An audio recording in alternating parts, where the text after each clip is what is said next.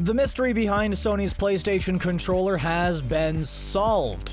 Your case seems to be the very medicine I need. If you've ever wondered why those very specific shapes and colors were chosen for their controller, well, prepare yourself, because the answer might not entirely be what you expect. You could look at the shapes and the colors and think they were just randomly chosen, but that is far from the case. Coming straight from the guy who designed the original controller, there's actually a very specific reason why the triangle, along with the others, were picked. Why did Sony decide to use this layout? And how did other gaming consoles pick their designs? All that in today's video, coming at you right now. And here we have a fellow who's been experimenting with PlayStation for only a few minutes. The Sony PlayStation was revolutionary to the gaming world, and although nowadays we're all used to their controllers and design, back when it was first released, there was a ton of commotion about it, and it isn't hard to see why. The Nintendo Entertainment System was out, and overall, its controller was extremely basic. What the hell are you doing? A D-pad on the left, just 2 buttons on the right, and the start and select buttons in the middle. Pretty straightforward, right? But Sony did something a little different with its controller. It kept the same layout as the NES with the D-pad on the left, but added a few more buttons on the right, as well as eventually joysticks and bumpers. But it was the new colored buttons that really stood out. Nowadays, the classic pink square, red circle, blue X, and green triangle are ingrained in us, and we accept it as the norm. But where did these designs actually come from? To understand one possible reason, we have to go back all the way to the beginning, when Sony and Nintendo were actually working together. Yeah, that's right. The two giant gaming companies that now stand firmly on either side of the Great Console Wars once started out as a team together. Sounds like something ripped right out of Shakespeare, don't it? I'll show you your place, which is in hell! I'm getting real Anakin and Obi-Wan vibes between the two, right? Anyways, Sony was working with Nintendo to make a CD-ROM accessory that would be compatible with the SNES, and they even had plans to make what was tentatively called the Nintendo PlayStation. At the 1991 Consumer Electronics Show, Sony proudly announced their partnership with Nintendo in creating the new CD-ROM accessory, but behind the scenes, trouble was brewing. Nintendo was nervous about Sony's desire to butt into the gaming world and move in on their territory. So the day after the Sony announcement, Nintendo boldly revealed that they were dropping Sony, and instead would work with Sony's rival Philips. If Nintendo was thinking this would somehow cause Sony to back off with their tails between their legs, it's obviously backfired. Now fueled by revenge, Sony set out to make its own console, which would release in 1994. Now, all of that is just backstory, but it's important and necessary to understand why the PlayStation controllers are designed the way they are. Let's look at the classic Super Mario World for a second. In the game, there's a Magic Koopa who tries to attack you by firing magic at you. His name is Kamek, and he's a real jerk, which, side note, is kinda crazy. I understand the concept of a plumber fighting a giant dragon turtle to rescue a princess, but now you're telling me this plumber's fighting wizards? Anyway, this Magic Koopa really has an issue with Mario in the game, and is not afraid to shoot magic at players who are just trying to peacefully rescue Princess Peach. But in the game, what does his magic look like? It looks like a triangle, a circle, a square, and has a bunch of X's around it. I mean, that's a pretty big thing to just be a coincidence, right? Was it some subtle shade toward their previous partnership? Would a company be that petty? I wouldn't have pegged you for such a tightwad. Well, actually, apparently not. According to the Sony engineer who designed the controllers in the first place, there was actually a very specific reason why these colors and shapes were chosen. And it had nothing to do with Nintendo. And to hear him say it, it actually sounds pretty convincing. Teiyu Goto, the controller designer, once explained in a 2010 interview that they weren't just random colors and shapes, but actually had a deeper meaning to them. Let's start with the triangle. Why triangle? Why on the top? Why is it green of all colors? Well, to Goto, he wanted the top button on the controller to refer to viewpoint, representing someone's head or a certain direction. Triangle made sense for this, and obviously green was the right color to choose for direction, so he went with a green triangle. Goto meant for the square to represent a piece of paper, meaning it represented menus or documents, and he made it pink. Then the circle and the X represent yes or no decisions, and he made the circle red and the X blue.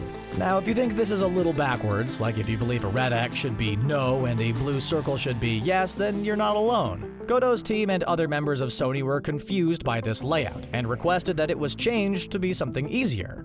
But Goto was adamant about reinforcing the button layout, and in the end, he got what he wanted. Now, over the years, we've seen countless new PlayStation controllers and upgraded features, but one thing has always remained the same is the button layout.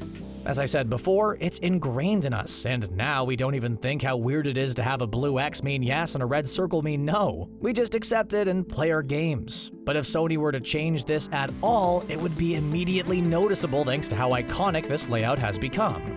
But what about all the other consoles and their controllers? How did they get their design? Let's switch over to Microsoft for a second to talk about the history of the Xbox controller. Now, I think it's safe to say that the Xbox had one of the worst starts when it came to controller design. The first-gen Xbox controller was a bulky mess. It felt like you were holding a brick in your hand, which is not how you want to be feeling while gaming. Oh, I want to hit the white button? Let me just take 4 minutes moving my hand all the way from the bottom up to the top of this big old hefty monster. Ugh. Whew. It's not all Microsoft's fault, though. Knocked you out! Initially, they had asked their circuit board supplier for the tech that would allow for smaller controllers like Sony's, but the supplier refused. This resulted in the controller being like 3 times the size of Sony's. Thankfully, it didn't stay that way for long. In Japan, they were able to launch with a smaller controller called Controller S, which was designed for users with smaller hands. Eventually, this Controller S became the standard for all Xbox controllers going forward. It didn't reinvent the wheel or anything, same type of D-pad layout as their competitors and a mainly 4-button controller that consisted of a green A red B, a blue X, and a yellow Y. Oh, there were also the tiny white and black buttons, but what did those ever do for anyone besides switching grenades in Halo 2? The big question you can ask is why does it go A, B, X, Y and not A, B, C, D? There are a few theories for this. Mostly it all relates back to how all these gaming companies were basically copying each other at this stage, which does make a bunch of sense. Everyone's trying to get their foot in the gaming world, and why switch up a model that's proven successful? There are some people who think the Xbox controller was copying one of the Genesis controllers, which had a 6-button layout of A, B, C, X, Y, Z, but then again, the counter to this theory is that it's really just common sense. A, B, C, D can get complicated because all the letters sound the same and could even look the same on screen. If you have somebody shout at you quickly to press B on a controller, you don't want to spend that split second trying to figure out if that person said B or D, right? Gaming takes quick reflexes, and if the controller can be set up in a way to completely eliminate any sort of confusion over its button layout, then it should probably do that, right? Well, this video started with Sony's beef with Nintendo, so we might as well end it with Nintendo, right? And race through 20 gravity-defying courses at ridiculous speeds.